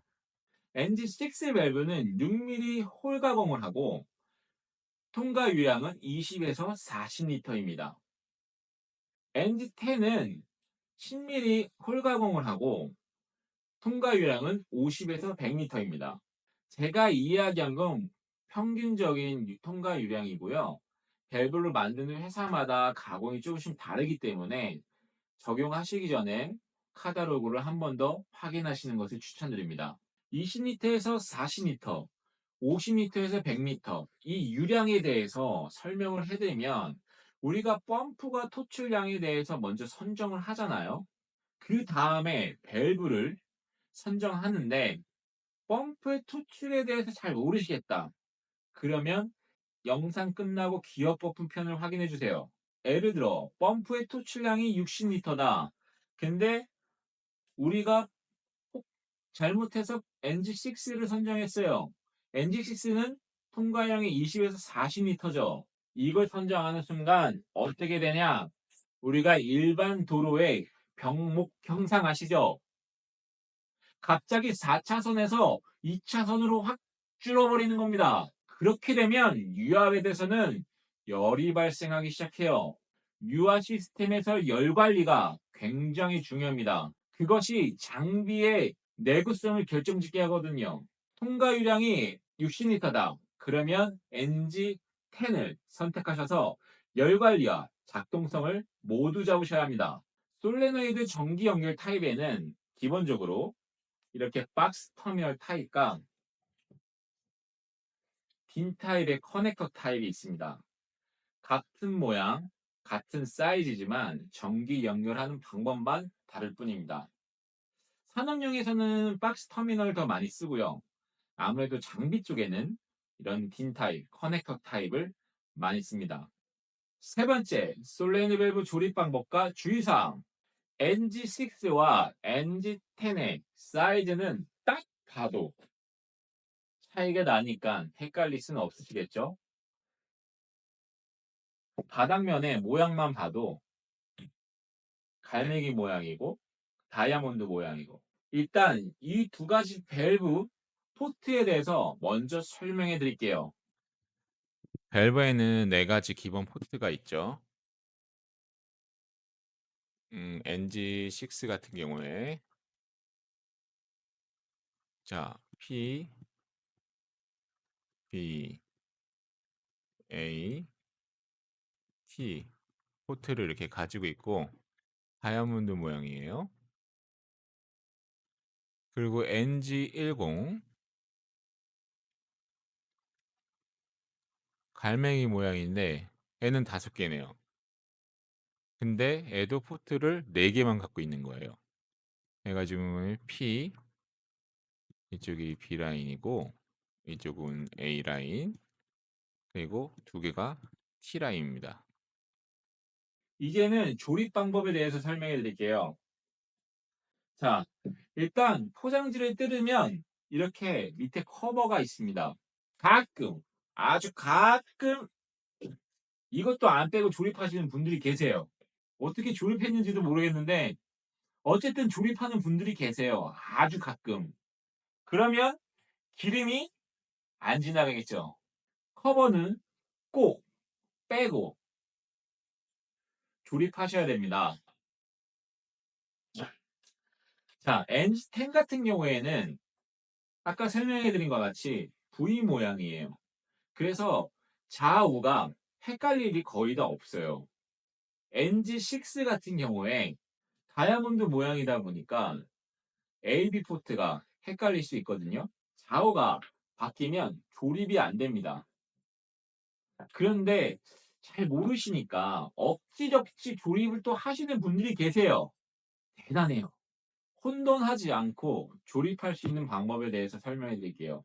우선 밸브에 대부분 A, B, P, T 이렇게 써 있습니다. 그러면 위쪽이 P고 T, A, B라는 뜻이죠. A, B를 보시면 여기 탭과 탭 사이에 이 간격이 다릅니다. 큰 사진을 보여드릴게요. 그거를 보시고 이 블럭에 맞춰서 조립을 하시면 됩니다. 주의사항으로요. 오링 있는지 100번 체크. 손으로 만져서 제대로 껴졌는지 꼭 확인하셔야 됩니다. 확인하시고 볼트 조리면 끝! 쉽죠? 그런데도 오링을 그냥 만져서 제대로 들어갔는지 확인 안 하시고 조립하시는 분들이 가끔씩 있어요. 근데 얘가 삐져나와 있어요. 그 상태에서 조립을 하시면 오링이 씹히거나 찢어집니다. 그 사이로 기름이 쭉쭉 새겠죠. 압력이 높기 때문에 그 오일에 맡기만 해도 멍이 들 수가 있습니다. 꼭 주의해 주세요. 볼트를 조일 때는 토크 렌치가 있으면 금상첨화겠지만 거의 다 없잖아요. 그래서 볼트를 조일 때는 영혼까지 조이지는 마시고 영혼을 내려놓고 조이시고 어느 정도 꽉 조였다 싶으면 멈춰주세요. 제일 좋은 건 토크 렌즈로 토크 값만큼 조이는 것을 추천드리겠습니다. 네 번째, 갑자기 전기가 안 될 때 긴급 작동 방법. 우리가 밸브를 잘 쓰고 있다가 갑자기 어떠한 이유로더라도 전기 공급이 안 될 때가 있잖아요. 우리가 작업 중이면 뭔가 마무리는 짓고 끝내야 되잖아요. 예를 들어서 실린더가 내려오는 작업을 하고 있었어요. 근데 그 내려오는 작업에 갑자기 정전이 난 겁니다. 그래서 안 내려오고 있어요. 근데 애가 내려와야 뭔가 작업이 끝나고 뭔가 다음 액션을 취할 수가 있는데 애가 도중에 떠 있으면 뭔가 불안하고 마무리를 질 수가 없잖아요. 이럴 때 쓰는 겁니다. 이렇게 조립이 있다고 생각을 할게요. 그러면 우리가 육각 렌치 가지고 옆에 홀을 누르는 겁니다.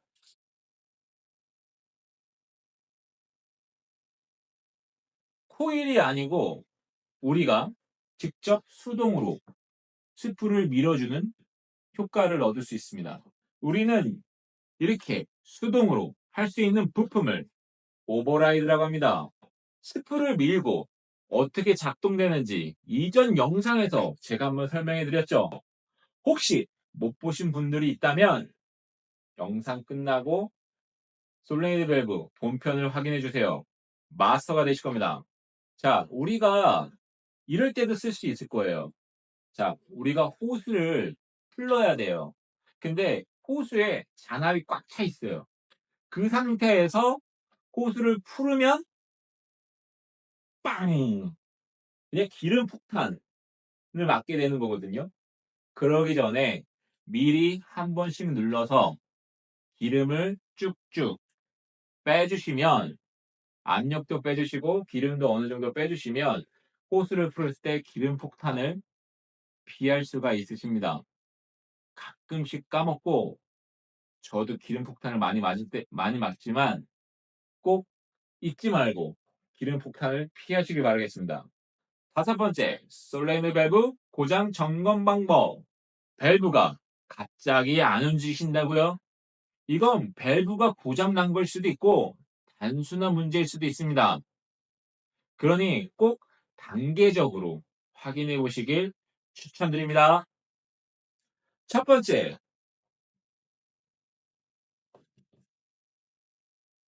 전기가 코일까지 제대로 들어오는지 전기 테스터기를 사용해서 확인해 봅니다. 둘째, 전기가 이상이 없으면 밸브를 작동해서 딸깍 딸깍 소리가 나는지 확인해 주세요. 소리가 난다면 플런저가 움직이고 있는 소리입니다. 그러면 코일까지는 문제가 없다는 뜻이죠. 소리가 안 나신다고요? 그러면 잘 되고 있는 코일을 빼서 안 되는 코일과 맞교환해서 작동을 해보는 겁니다. 반대편 코일도 괜찮고요. 그렇게 해서 되셨다고요? 그러면 코일만 구매가 가능하니 코일만 구매하셔서 교체해 주시면 됩니다. 구매는 유아백씨에게 전화 주세요. 세 번째, 오버라이드를 눌러서 확인하는 방법입니다. 눌러도 안 된다면 내부 막힘, 이물질 끼임, 스풀 고착, 스프링 파손 등의 원인이 있을 수도 있습니다. 결국 분해를 해봐야죠. 네 번째는 분해를 해서 스풀에 뭐가 꼈는지 확인을 해보시고요. 뺀 김에 세척도 한번 해보시고 다시 조립하시면 웬만하면 작동이 됩니다. 분해하는 방법은 어렵지 않습니다. 우선 바이스로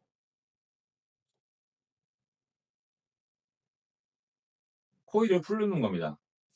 플라스틱 재질로 거의 다 잡혀있기 때문에 코일을 뺀 다음에 밸브를 고정시킬 수 있는 부분에 또는 바이스에 잡아주세요. 그리고 나서 육각 부분의 아마추어를 풀면 아마추어가 빠집니다. 빠지면 안에 스프링이 있고 스프리 있죠? 구독자님들은 모두 보셔서 알고 계시죠? 그렇게 해서 스프를 빼낸 다음에 조립은 분해 역순.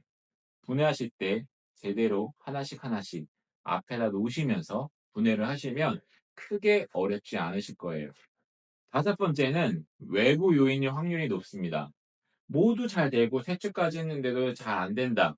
그럴 때는 필터 막힘이 있을 수 있고 또는 오일이 오염되어서 점도가 너무 낮아져서 작동이 안 될 확률도 있습니다.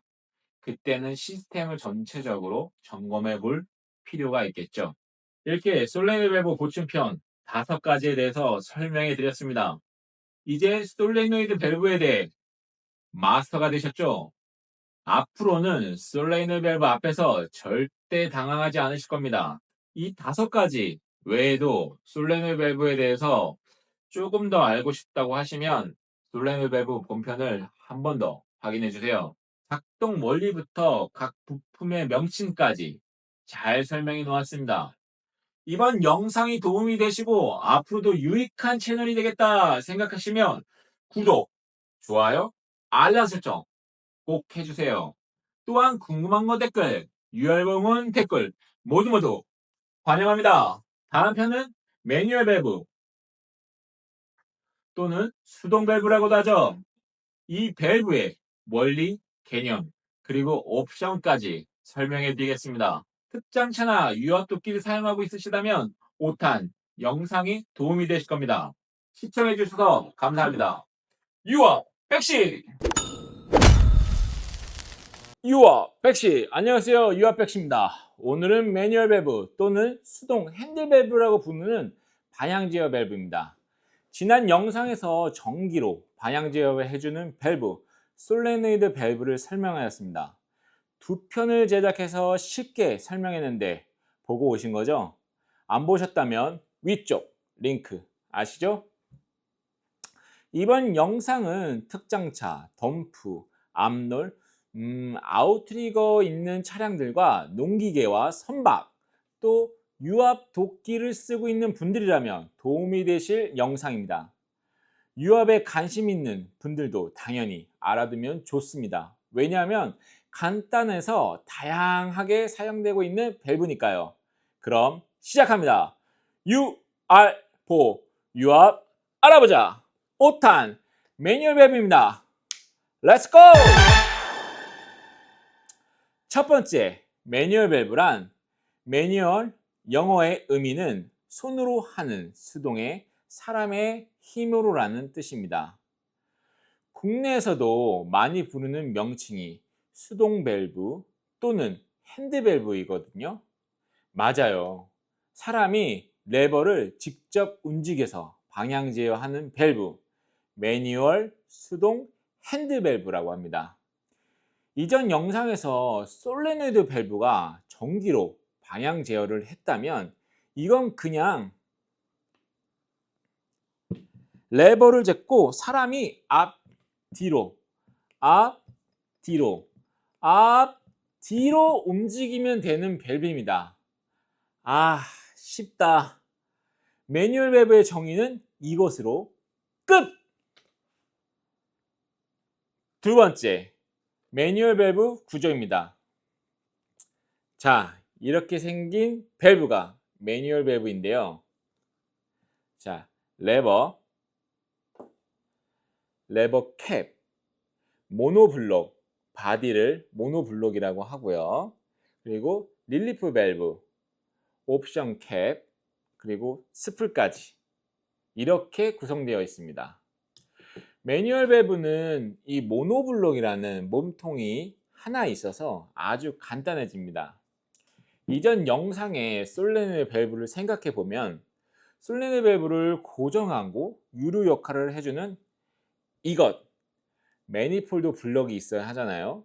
근데 매뉴얼 밸브는 이 주물로 만든 모노블록 바디가 유로 역할을 하면서 아주 기특하게 릴리프 밸브도 같이 있습니다. 여기서 보시면 P, T, A, B 포트도 이렇게 다 이쁘게 나 있어요. 그냥 배관 판매하시는 곳 가셔서 밑불, 호수 구매해서 실린더나 유압 모터 연결해서 쓰면 끝! 아주 간단하죠. 가격을 생각해 보면요. 솔레노이드 밸브 같은 경우 매니폴드 블럭, 릴리프 밸브, 솔 밸브, 고정 볼트 사면 대략 브랜드마다 차이가 있지만 15에서 20만 원까지 나오는데 매뉴얼 밸브는 이런 기준, 릴리프 밸브도 포함되어 있어요.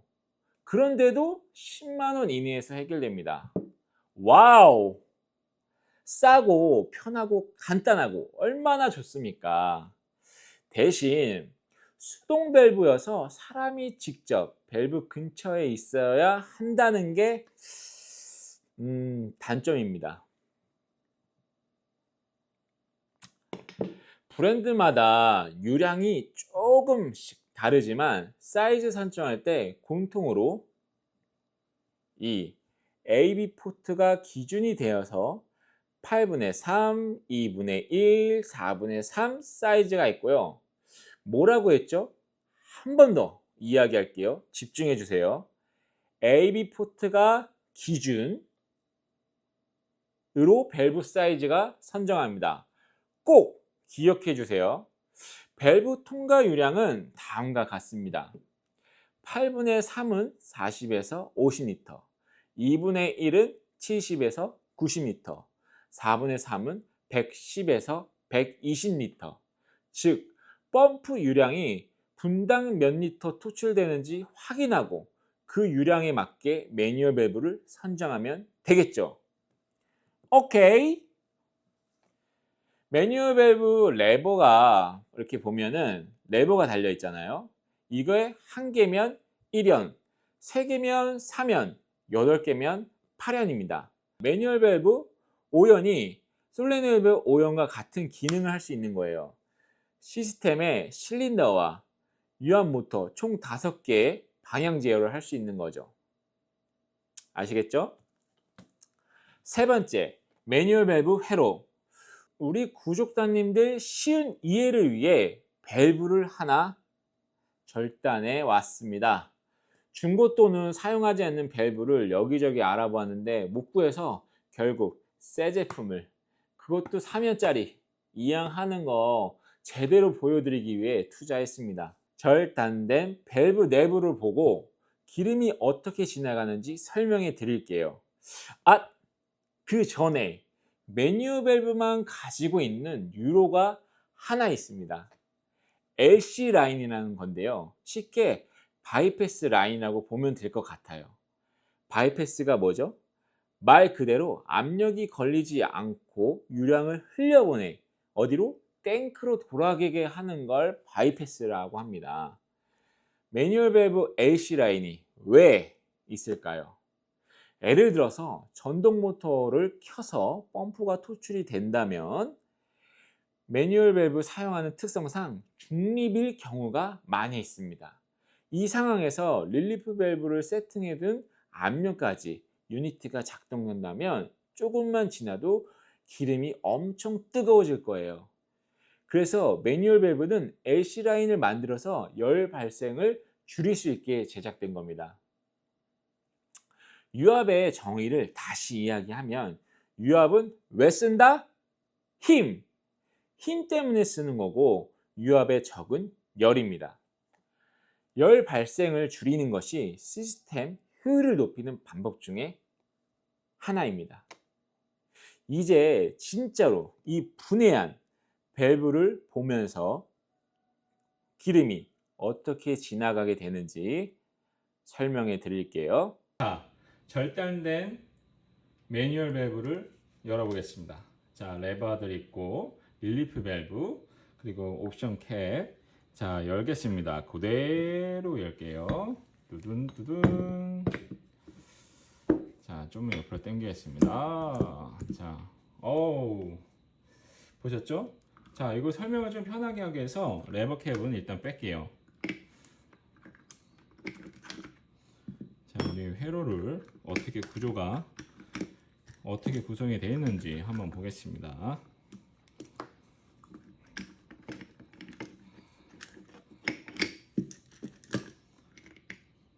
자, 요게 릴리프 밸브. 그렇죠? 이거 이제 압력 세팅을 하게 되겠죠? 자, 릴리프 밸브도 뺐어요. 자, 옵션 캡도 뺄게요. 네, 기본 스프링 타입입니다. 자, 이것도 체크 밸브. 떨었어. 패스. 자, 기름이 여기가 P예요. P. 이쪽 방향이 P입니다. 하고 바디 위에도 보시면 자, 여기가 P. 그렇죠? 기름이 들어와서 좀 LC 라인을 좀 중심적으로 설명을 해드릴 거예요. 자, 우리 어차피 이렇게 보면 자, P에서 기름이 왔어요. 오면 어차피 이렇게 스프레이 이렇게 움직이면서 자, A 라인과 B 라인으로 이렇게 움직이겠죠. A 라인과 B 라인으로. 근데 우리가 중립일 때가 중요하니까 중립일 때 보면은 자, 요게 LC 라인이에요. 자, 표시를 잠깐 해둘게요. 여기 지금 제 연결했는데 색칠이 잘 안 되긴 하는데 여기가 이렇게 연결되고 이렇게 하고 다시 여기도 이렇게 연결되고 여기도 연결되고 자, 여기도 이렇게 자, 이렇게 나와요. 자, 이렇게 됐다고 했을 때 여기도 다 이렇게 보시면 이렇게 여기가 스프레이 뚫려져 있죠. 뚫려져 있으니까 이 기름이 이 LC 라인, 자 기본 옵션으로 이렇게 가서 이렇게 자 돼서 T로 연결이 되어 있습니다. 그래서 바이패스가 되는 거예요. 자 보시면 네, LC 라인은 이해를 하셨죠? 이런 식으로 기름이 이제 빠져나갈 수 있게, 그래서 바이패스가 될 수 있게 해주는 거고요. 그리고 이렇게 보시면 자 여기가 A, 여기가 B다. 이렇게 볼게요. 이해하시게. 그리고 여기서 우리가 레바를 움직이면 자 레바를 움직이면 이 정도 이렇게 움직일 거예요. 자 이렇게 움직인다고 했을 때 여기서 P가 일로는 기름이 이제 못 가요. LC 라인이 막혔으니까. LC 라인이 막혔는데 또 다른 데로 갈 데가 없어요. 여기는 지금 다 막힌 상태예요. 이쪽 부분 다 막힌 상태고, 이쪽으로 기름이 들어가서 체크 밸브 있었죠. 아까 체크 밸브. 자, 이 체크 밸브가 여기 있어요. 여기 있죠.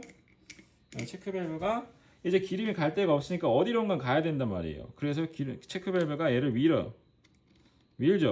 밀면서 가면서 여긴 결국엔 여기는 무슨 라인? P 라인이다. 이쪽 라인은 지금 P예요. 이렇게 지금 여기 이렇게 주물 다 나와 있는 건 다 P 라인입니다. P 라인인데 우리가 레바가 조금 움직였죠. 그럼 여기가 공간이 생겨요. 공간이 생기면서 우리 여기 지금 A 포트로 기름이 나오게 되는 거예요. 그리고 예를 들어서 반대로 간다고 했죠. 근데 반대로 가려면 이게 지금 스프링이 조여져 있는데 더 안 조여져요. 제가 이거 좀 해봤는데 더 밀리지가 않아서, 더 밀리면 얘가 여기 부분에서 막히겠죠. 그러면서 기름이 가면서 또 이쪽으로 공간이 생기니까 P에서 기름을 밀고 기름이 이렇게 가서 이쪽에 공간이 생기니까 이쪽에 B라인. 쉽죠? 한 번만 더 설명해 드릴게요. 자, 우리가 이쪽으로는 LC 라인 연결이 돼서 기름이 바이패스 시킨다. 그래서 바이패스가 되고, 그리고 옆으로 좀 이렇게 움직인다. 레버를 당겨거나 밀었다. 그러면 여기서부터 기름이 갈 데가 없으니까 여기 체크 밸브를 밀고 기름이 지나가면서 요 라인이 P 라인이다. P 라인인데 여긴 막혔죠? 그럼 기름이 어디로 나가냐? 여기랑 연결된 A 포트로 가는 거고, 얘가 더 밀었으면은 이게 스풀이 여기부터 여기까지 움직이겠죠. 여기가 그럼 막히는 상황이 되고, 이렇게 해서 P 라인을 온 기름이 이쪽을 통해서 어디 B. 쉽죠? 이런 구조로 내부가 이런 구조로 되어 있습니다. 이해하셨나요? 네 번째, 매뉴얼 밸브 옵션. 매뉴얼 밸브는 정말 다양한 옵션이 있습니다. 너무 많아서 다 설명은 어렵고요. 시중에서 많이 쓰고 판매되는 옵션만 볼게요. 매뉴얼 밸브를 쓰면서 자동으로 제어했으면 좋겠는데 라고 생각하시는 분들은 이 옵션을 추천드립니다. 전기 제어, 공합 제어 두 가지가 있습니다. 전기 제어는 말처럼 솔레노이드, 코일이 같이 있고, 공합 제어는 공합으로 연결할 수 있는 블록이 따로 있습니다. 공합 제어 방식은 특장, 앞롤 차량에 많이 있습니다. 솔레노이드 밸브, 잠깐만요, 보여드릴게요. 솔레노이드 매뉴얼 밸브는 흔히 솔 매뉴얼이라고 부르는데, 이 검정색 부분이 코일 부분입니다.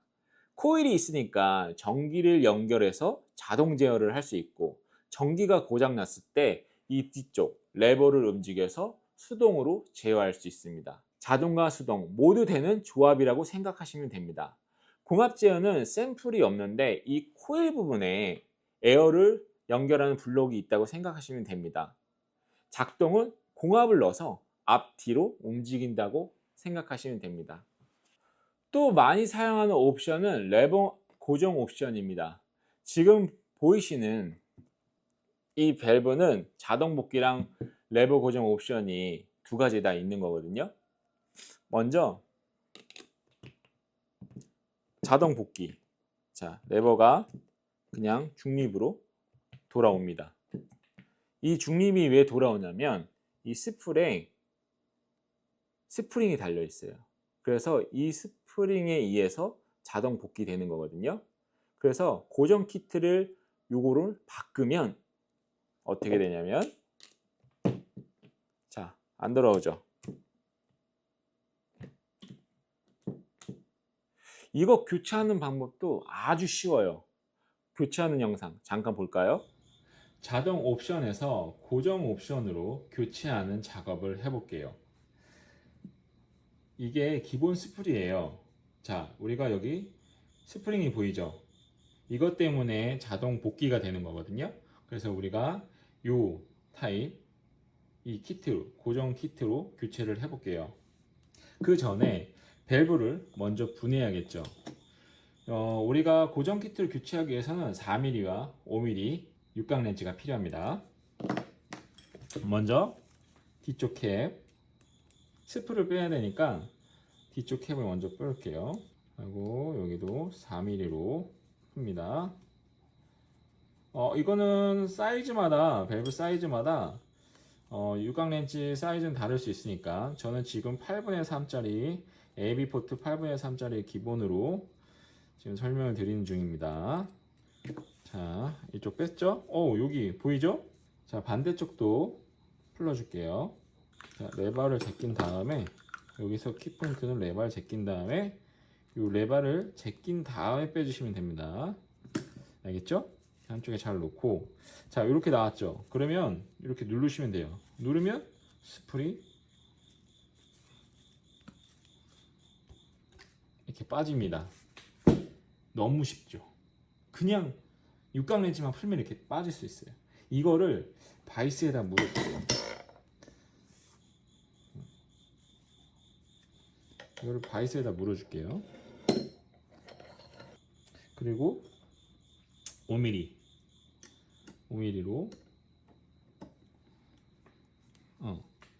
좀 가까이 올까요?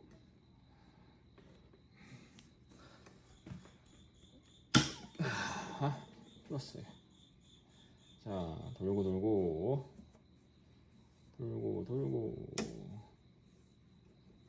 자, 풀었죠? 잘 보이시죠? 스프링 옵션 키트 얘가 이제 고정 키트. 자, 이렇게 뒤쪽도 보면 이렇게 됐어요. 그냥 끼시면 돼요. 자, 좋습니다. 자, 풀고 반대로 또 끼시면 됩니다. 어떻게? 밸브를 자, 이제 바이스는 필요 없으니까 빼고 자, 그대로 맞춰서 밸브에다가 끼시면 됩니다. 자, 넣고 그 다음에 아까 이 레버 캡, 이거 레버 캡이에요. 레버 캡을 핸들을 이렇게 뒤로 제낀다. 자, 어떻게? 이렇게 뒤로 제낀 상태에서 딱 잡아줘요. 한 손으로 잡고 이 상태에서 조립을 합니다. 한번 이렇게 흔들어 주면서 안 빠지는지 확인하고 그 다음에 다시 4mm로 하고 반대쪽도 캡, 옵션 캡이 있는 부분 있죠? 똑같이 놓고 똑같이 조여줍니다. 지금 이렇게 어려운 부분이 없었잖아요. 자, 4mm와 5mm로 옵션 4mm로 캡 풀르고 레버 캡 옵션 캡 쪽 풀르고 그 다음에 빼서 바이스로 물린 다음에 없죠? 5mm로 키트 변경. 자, 이렇게 되면 어떻게? 자, 전진했죠? 그대로 멈추고 중립. 내가 다시 오고 이렇게 오게 되는 옵션입니다. 이거를 언제 쓰냐면 예를 들어서 이제 유압도끼에 적용을 해서 설명을 해드릴게요. 유압도끼 같은 경우에는 이렇게 누르고 하면 자동 복귀됐죠. 근데 나는 나무를 잡고 있고 이것까지 하기 힘드니까 그럴 때 어떻게 하고 전진 하고 나무 세팅하고 내려놓고 쭉 내려오겠죠. 그럼 잘리고 그 다음에 다시 다 자른 다음에 내가 다시 중립. 하고 다시 올리고. 이렇게 쓰면 나무도 작고 작동을 하는데 편리하겠죠? 교체하는 방법 아주 쉽죠. 그냥 집에서 리모컨 배터리 갈아 끼우는 그 수준이에요. 그쵸? 레버 고정 옵션이 필요하신 분들은 언제든 편하게 연락 주세요. 정품과 대체품 모두 재고를 갖추고 있어서 상황에 맞는 제품을 바로 안내해 드리겠습니다. 연락 주시기 전에 브랜드와 사이즈는 확인 필수입니다. 아시겠죠? 자, 우리가 매뉴얼 밸브를 이렇게 쓸 때가 있어요. 사용해야 하는 밸브는 6연이에요. 근데 공간 제약이 있어서 6연짜리를 못 쓰고 2연, 4연 따로 써야 하는 상황일 때가 있습니다. 이런 경우는 2연의 T포트를 그리고 4연의 P포트를 호스를 연결해서 쓰면 될까요? 안 될까요? 안 됩니다. 그렇게 하면 중립일 때 오일이 다 빠져나가 뒤쪽으로 밸브가 힘을 못 씁니다. 이때 필요한 밸브가 있어요. 바로 캐리오버 밸브. 그림을 한번 볼게요. 1번 같은 경우에는 기본 매뉴얼 밸브 회로예요. LC와 T가 연결되어 있죠. 그런데 2번을 보면 캐리오버 밸브 연결했을 때 회로인데 LC와 T 라인 분리되어 있죠. LC 라인의 오일을 뒤쪽 밸브에 보낼 수 있게 되는 겁니다. 왜 필요하신지 이해되셨죠? 근데 요즘에는 기본적으로 이처럼 캐리오버 포트를 처음부터, 이게 캐리오버 포트거든요. 처음부터 적용해서 제작하는 밸브 브랜드들이 있어요. 굳이 캐리오버 밸브가 필요 없게 제작할 때부터 우리가 만들어 놓을게 하는 거죠. 사용자가 구매할 때 밸브를 선택하기 유리하게 만든 거예요. 5번째, 매뉴얼 밸브 고장 점검 방법. 혹시 영상을 보시면서 구조를 이해하셨다면 어디서 많이 고장 나겠는지 추측이 되시나요? 오우, 센스쟁이! 매뉴얼 밸브 고장 문의는 대부분 이 레버 쪽 누유로 인해서 연락이 옵니다. 레버 캡 파손, 옵션 캡 파손, 아니면 이 안에 있는 오링으로 인해서 누유가 되는 경우가 제일 많이 있고, 블록이 깨지는 상황은 크게 못 봤어요. 매뉴얼 밸브 누유로 인해서 각 부품이 필요하시다면 브랜드와 사이즈를 확인하고 연락 주세요. 레버 캡만 따로 판매가 가능합니다. 지금까지 영상을 보시면서 매뉴얼 밸브에 대해서 모두 이해하셨나요? 뭐라고요? 매뉴얼 밸브가 너무 쉬워졌다고요? 맙소사. 그렇다면 구독, 좋아요, 댓글, 알람 설정까지 부탁드리겠습니다. 여러분의 응원이 영상 제작에 정말 큰 힘이 됩니다. 저의 목표는 구독자 5만 명 함께 만들어가 주시죠. 5편까지 보면서 이제 유압에 조금 더 친근해지셨나요? 좋습니다. 그럼 다음 편은 모듈러 밸브, 카트리지 밸브 비교입니다. 혹시 이 두 밸브가 뭐가 다른지 아시나요? 둘 다 압력, 유량, 방향 제어에 쓰이지만 구조와 조립 방식이 완전히 다릅니다. 다음 편에 확실하게 비교해 드릴 테니까 알람 설정해 두시고 꼭 보셔야 합니다. 유알보 6탄 기대해 주세요. 시청해 주셔서 감사합니다. 유아! 저 유아백씨는 외우게 하는 영상을 만들고 싶지 않습니다. 우리 구독자님들이 현장에서 봤을 때 그래서 그랬구나 하고 고개가 끄덕여지는 그런 영상을 만들고 싶습니다. 오늘 영상을 보신다면 여기는 모듈러 타입이네, 여기는 카트리지 타입이구나, 이렇게 유압 밸브의 구조에 맥이 잡히실 겁니다. 채널 고정! 유압 백씨! 안녕하세요, 유압 백씨입니다. 유알보, 유압 알아보자. 6탄 모듈러 밸브와 카트리지 밸브입니다.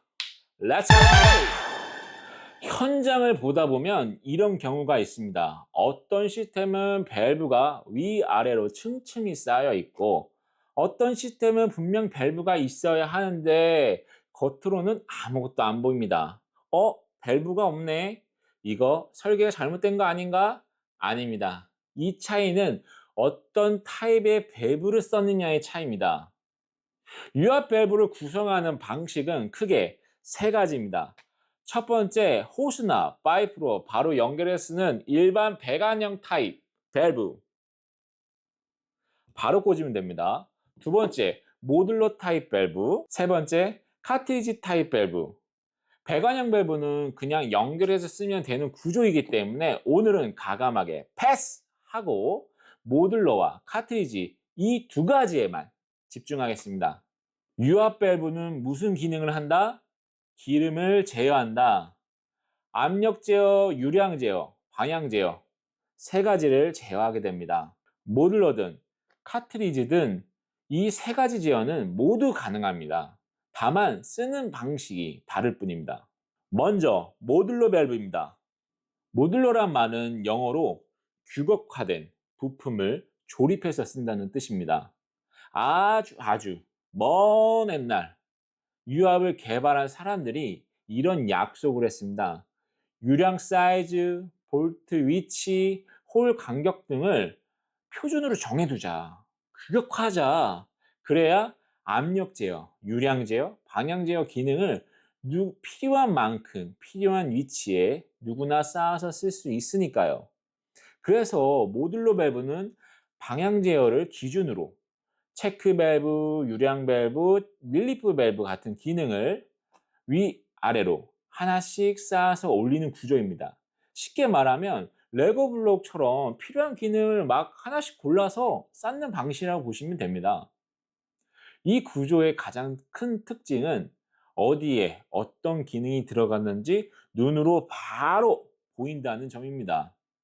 그래서 유압 지식이 있는 분들은 밸브를 보면 여기 이런 기능을 썼구나 하고 구조를 바로 이해할 수 있습니다. 또 문제가 생겼을 때도 전체를 뜯어버리는 게 아니라 문제가 된 밸브만 교체하거나 수리하면 됩니다. 규격화가 되어 있기 때문에 부품을 구하기도 쉽고 현장에서 유지 보수하기에도 유리합니다. 반면 단점이 있습니다. 구조상 밸브를 쌓다 보니 전체 사이즈가 커질 수 있고 구성이 겉으로 보이다 보니 제어 시스템을 그대로 따라 만들기가 즉 카피가 쉽다는 점입니다. 그럼 모듈러 밸브는 언제 쓰면 좋을까요? 보면서 구조를 확인해야 하는 장비, 자주 점검하고 관리해야 하는 장비는 아주 잘 어울립니다. 대표적으로 교육용 장비, 시험기, 범용 산업기계, 유지보수가 잦은 장비들이 어울립니다. 지금 보시는 것처럼 모듈러 밸브는 사이즈에 맞춰 필요한 밸브를 하나씩 쌓아주면 됩니다. 방향 제어를 담당하는 솔레노이드 밸브를 기준으로 역류를 막아주는 체크 밸브, 속도 조절하는 스로틀 밸브, 압력을 제한하는 릴리프 밸브 외에 필요한 기능을 추가하여 쌓아줍니다. 이렇게 필요한 기능만 골라서 레고처럼 쌓아 올리면 장비 동작에 맞는 유압 시스템이 완성됩니다. 이것이 바로 모듈러 밸브 방식입니다. 제가 또 누굽니까? 우리 구독자님들 쉽게 이해하시라고 발품 좀 팔았습니다. 카트리지 밸브를 직접 보여드리기 위해서 실제 샘플을 빌려왔고요. 하이드로 웨스트 관계자분들께 진심으로 감사드립니다. 카트리지 밸브를 처음 보시는 분들도 많으실 텐데요. 오늘은 어렵게 외우실 필요 없습니다. 이런 구조구나. 이 정도만 보시면 됩니다. 먼저 이 바깥 몸통을 카트리지 바디라고 합니다. 이 구멍을 통해 기름이 들어갔다가 나갔다가 하기도 하고요. 그 안쪽에는 기름을 열고 닫아주는 스플, 포핏이 들어 있습니다. 그리고 이 스플과 포핏의 기본 위치를 잡아주는 스프링이 있습니다. 지금 보시는 것처럼 카트리지 밸브 하나 안에 이미 기능이 다 들어가 있습니다. 여기서 모듈러 밸브랑 가장 큰 차이가 나옵니다. 모듈러 밸브 기능을 밖에서 하나씩 쌓아서 올리는 구조였다면 카트리지 밸브 기능은 하나씩 처음부터 완성 상태로 안에 들어가 있는 구조입니다. 자, 이 두 가지를 비교해서 보시면 정말 작죠? 같은 기능의 솔레노이드 밸브입니다. 이렇게 같은 통과 유량과 기능이지만 이렇게 차이가 납니다. 다시 돌아와서 카트리지라는 말, 영어로 직역하면 탕약통입니다. 탕약을 보면 탄피, 화약, 탄두, 내관이 하나로 완성되어 있죠. 유압 카트리지 밸브도 똑같습니다. 밸브 하나가 기능을 완성된 상태로 매니폴드 안에 쏙 들어가 있는 방식입니다. 그래서 처음 보시는 분들은 익숙하지가 않아서 밸브가 안 보이네 이렇게 느껴질 수 있습니다. 하지만 이건 밸브가 없는 게 아니라 안으로 들어가 심어진 겁니다. 카트리지 밸브는 이 매니폴드 블록 안에 기름기, 즉 유로가 모두 설계됩니다. 기름이 어디로 들어오고 어디로 나가는지는 카트리지 밸브 제조사의 카탈로그에 이미 정해져 있고요. 그걸 기준으로 블록 안에 유로를 가공해서 현장에 적용하면 됩니다. 원래는 이 알루미늄 블록 안에 겉으로는 안 보이는데 지금 보시는 이 샘플은 교육용으로 유료를 일부러 보이게 만든 겁니다. 그래서 이해가 훨씬 쉽죠. 여기 보시면 아까 모듈러에서 썼던 릴리프 밸브, 솔레노이드 밸브, 체크 밸브 기능들이 이렇게 블록 안에 하나씩 심어져 있습니다. 그래서 기름이 P포트로 들어와 릴리프 밸브를 거치고 솔레노이드 밸브로 연결되는 이 흐름이 블록 안에 한 번에 만들어진 겁니다. 이러니 배관과 호스가 줄어들 수밖에 없겠죠. 그래서 카트리지 밸브는 공간이 제한된 장비, 예를 들어 특장차, 지게차, 크레인 같은 곳에 많이 사용됩니다. 작고 깔끔하고 고압 고유량에도 유리하기 때문이죠. 다만 유로가 안에 숨어 있는 만큼 설계 난이도는 높아지고 문제가 생겼을 때는 모듈러보다 원인 파악이 조금 어려울 수 있습니다. 그래서 정리하면 이렇습니다. 모듈러 밸브는 밖에 쌓아서 보면서 관리하는 방식이고 카트리지 밸브는 안으로 심어서 작고 깔끔하게 만드는 방식입니다. 여기까지가 모듈러 밸브와 카트리지 밸브의 설명입니다. 지금 설명한 모듈러와 카트리지 방식을 일상적인 비유로 하나 들어보겠습니다. 샤워기와 수도꼭지를 생각하시면 됩니다. 샤워기는 규격이 있고 밖에서 교체가 가능합니다. 반면 수도꼭지는 배관이 벽 안에 매립되어 있고 겉에서 꼭지만 보이죠? 근데 기능은 같습니다. 물을 틀고 끄고 세기를 조절합니다. 차이는 밖에 있냐 안에 있냐입니다. 모듈러와 카트리지 차이를 비슷하죠? 비유 괜찮았나요? 여기서 가장 많이 나오는 질문이 이겁니다. 그래서 뭐가 더 좋은 밸브냐?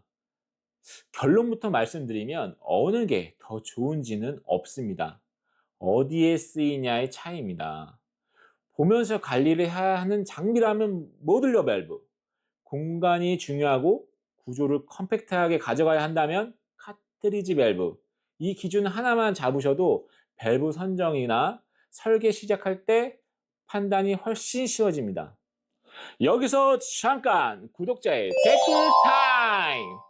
먼저 진심으로 응원해 주시고 댓글 남겨주셔서 정말 감사합니다. 댓글이 올라올 때마다 가능한 한 빠르게 답변을 드리려고 하고 있고 많은 댓글과 질문 중에서 여러분들과 같이 공유하면 좋겠다 싶은 질문은 이렇게 영상에서 하나씩 다뤄보려고 합니다. 오늘의 질문은 유압에서 기본적으로 쓰는 포트 명칭 PTAB에 대해서 약자를 설명해 주세요 라는 질문이 있었습니다. PTAB P는 pressure, 압력이 형성되는 라인이고요. 기본적으로는 펌프에서 오는 라인이라고 생각하면 쉽습니다. T는 탱크, 기름이 탱크로 복귀하는 라인이라고 생각해 주세요. A, B는 단순 워킹 포트, 즉 액추에이터 실린더와 유압 모터에 연결해야 하는 포트입니다. 다른 뜻은 없고 숫자 1, 2를 표기를 안 한 이유는 숫자는 순서 중심이라 혼돈이 있을 수 있어서 A, B, 알파벳으로 사용하게 되었다고 합니다. 가끔 G포트가 있는데 이건 게이지 포트이니 이 포트를 이용해서 압력 게이지를 연결해주면 형성된 압력을 확인하실 수 있습니다. 오늘 영상 보시고 유압 밸브 맥이 좀 잡히셨나요? 어느 누가 보아도 외우는 게 아니라 이해가 될 수 있게 항상 고민하고 고민하면서 영상을 제작하고 있습니다. 지금은 정답을 외우는 게 아니라 현장에서 봤을 때 또는 유압이란 이런 구조구나 하고 알아보는 눈을 만드는 단계입니다. 아시겠죠? 영상이 도움이 되셨다면 그런데 유레카를 외치셨는데 아직 구독을 안 하셨다고요? 구독, 좋아요, 댓글, 알람 설정은 유압백시 채널의 가장 큰 원동력입니다. 한 번씩 클릭 부탁드리겠습니다. 마무리를 하면서 두 가지 질문을 던져보겠습니다. 실린더 속도는 무엇으로 정해질까요? 그리고 실린더 2개, 3개, 4개 또는 여러 개를 동시에 똑같이 올리려면 무엇이 필요할까요? 그 해답은 다음 7탄 유량 제어 밸브와 동조 밸브에서 함께 파헤쳐 보시죠. 시청해 주셔서 감사합니다. 유아! 지금 눈으로 디바이더 기능을 직접 확인하시는 겁니다. 끝에 있는 실린더의 유압백시 제가 0.1톤의 부하를 주고 있는데도 불구하고 실린더 5개가 똑같이 올라갑니다. 디바이더는 이렇게 쓰는 겁니다. 유압백시! 안녕하세요, 유압백시입니다. 실린더 2개를 달았다고 똑같이 움직일까요? 아닙니다. 오늘 그 이유를 쉽게 설명해 드리겠습니다. Let's go! 2개 혹은 여러 개의 실린더를 똑같이 움직여야 할 때 바로 이때 쓰는 유압 부품이 디바이더입니다. 자, 먼저 이거 하나만 딱 기억하세요. 유압에서 기름은 쉬운 쪽으로 갑니다. 부하가 작은 쪽으로, 가벼운 쪽으로 먼저 갑니다. 이거 진짜 중요합니다. 예를 들어 볼게요. 호스는 병렬로 연결되어 있고 내경과 행정거리가 완전히 똑같은 실린더 2개가 있습니다. 근데 한쪽에는 실린더에 100kg 하중이 걸려 있고 다른 쪽 한쪽에는 부하가 없어요. 자, 어느 쪽이 먼저 올라가게 될까요? 그렇죠. 당연히 부하가 없는 쪽이 먼저 올라갑니다. 기름이 부하가 작은 쪽으로 먼저 가니까요. 가벼운 쪽이 먼저 다 올라가고 압력이 더 올라와야 그때서야 100kg 쪽이 움직이기 시작하는 거죠. 이렇게 따로따로 움직여도 지장이 없다면 괜찮습니다. 디바이더가 필요 없어요. 안 써도 됩니다. 근데 여러 개의 실린더가 하나의 구조물에 연결되어 있다면 한쪽만 먼저 올라가 돼버리는 순간 Back! Look out! Move! Run! 참혹합니다. 보시는 것처럼 구조물이 한쪽으로 쏠리고 실린더는 옆으로 힘을 받습니다. 책의 경우는 로드가 휘거나 배관이나 실린더에 무리가 갑니다. 그래서 이럴 때 필요한 것이 바로 디바이더입니다. 디바이더가 있으면 한쪽에 100kg, 한쪽에 무브여도 무브와 실린더만 먼저 올라가는 것이 아니라 최대한 양쪽 똑같이 올라가도록 맞춰줍니다. 우리는 이걸 이렇게 부릅니다. 동조를 맞춰준다. 디바이더 종류는 크게 두 가지입니다. 스프 타입이랑 기어 타입. 스프 타입은 스풀이 움직이면서 기름이 한쪽으로 쏠리지 않게 조절해주는 방식. 기어 타입은 기어가 돌아가면서 기름을 나눠주는 방식. 한 줄로 정리하면 스풀 타입은 조절형, 기어 타입은 분배형. 이렇게 딱 기억하시면 됩니다. 그리고 디바이더에는 동조 효율이라는 개념이 있어요. 양쪽을 얼마나 비슷하게 움직여 주느냐 이걸 수치로 보는 겁니다. 보통은 스풀 타입보다 기어 타입의 동조 효율이 더 높아요. 지금 앞에 보이는 이 제품, 메이커는 비보일인데 이탈리아에서 만든 제품입니다. 동조 효율은 약 97%, 오차는 3% 정도 있다는 건데 굉장히 높은 제품입니다. 이럴 때 우리는 동조 효율이 높다고 이야기합니다. 디바이더 실무입니다. 제품마다 모양은 조금씩 다르지만 기능은 같습니다. 기름이 한쪽으로 들어오고 여기서 나눠서 나갑니다. 생각보다 단순하죠? 기어 타입은 안에 기어가 들어가야 하니까 스플보다 크기가 큽니다. 하지만 큰 만큼 동조 효율은 더 높습니다. 동조가 뭔지 모르시겠다고요? 디바이더 이름편이 있으니까 참고하세요. 기름이 들어가고 나가는 포트를 한번 확인해 보겠습니다. 기름이 한쪽으로 들어오고 양쪽으로 나갑니다. 디바이더까지 온 기름이 이쪽으로 들어가서 양쪽으로 나눠지는 거죠.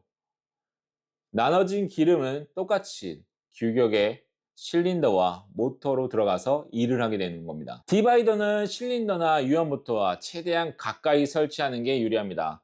배관이 주는 저항으로부터 오차를 줄일 수 있기 때문입니다. 근데 현실에서는 항상 액추에이터 바로 옆에 달 수 있는 건 아니죠. 공간 때문에 유압 유니트에 설치하는 경우가 많습니다. 이럴 때는 호스 길이와 굵기를 똑같이 맞춰서 설치해야 합니다. 판매할 때 설명을 드려도 유압 유니트에 실린더가 가깝게 있다고 한쪽은 짧게 한쪽은 길게 만들어서 설치하는 분들이 있습니다. 그럼 그런 분들은 꼭 전화를 주십니다.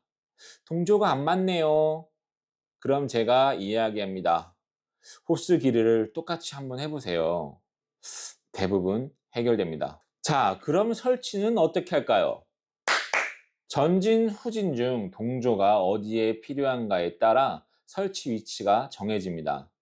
이해를 위해 실린더 2개, 상승에 동조가 필요하다고 가정해 볼게요. 실린더 헤드 포트에 각각 하나씩 연결하고 로즈 쪽 포트는 T-니플 또는 블록으로 이어줍니다. 그림 보시면 바로 이해되시죠? 그리고 이런 질문도 많이 하십니다. 상승에 동조를 맞춰봤는데 하강은 어떻게 되나요? 네, 상승에서 97%가 맞았다면 하강에도 몇 프로 오차는 있을 수 있지만 동조가 아예 맞는 수준은 아닙니다. 대부분 동조가 맞습니다. 참고하세요. 디바이더는 유량에 대한 범위가 개별마다 정해져 있습니다. 그래서 아무거나 갖다 놓는다고 동조가 맞는 게 아닙니다. 예를 들어 펌프 토출량이 분당 10리터라고 가정하면 실린더 2개를 동조를 한다면 한쪽당 5리터 소화할 수 있는 제품으로 선정해야 됩니다. 근데 실제 선정할 때는 6에서 7리터 짜리로 선정합니다. 유량이 부족하면 열 발생이 생길 수 있고 그 다음에 고음이 삑 소리까지 납니다. 선정된 유량보다 조금 더 높은 제품으로 선정하는 것, 이것이 선정 팁입니다. 오케이, 정리합니다. 실무에서 디바이드 선정에 중요한 거 3가지. 어디에 설치할지, 어떻게 연결할지, 유량을 어떻게 선정할지. 이게 맞아야 비싼 부품이 제 역할을 할 수 있습니다. 상담이 필요하시면 카카오톡 채널에 유아, 팩시 검색해 주세요. 유익하셨다면 구독, 다음 편은 유량 밸브입니다. 유아, 팩시!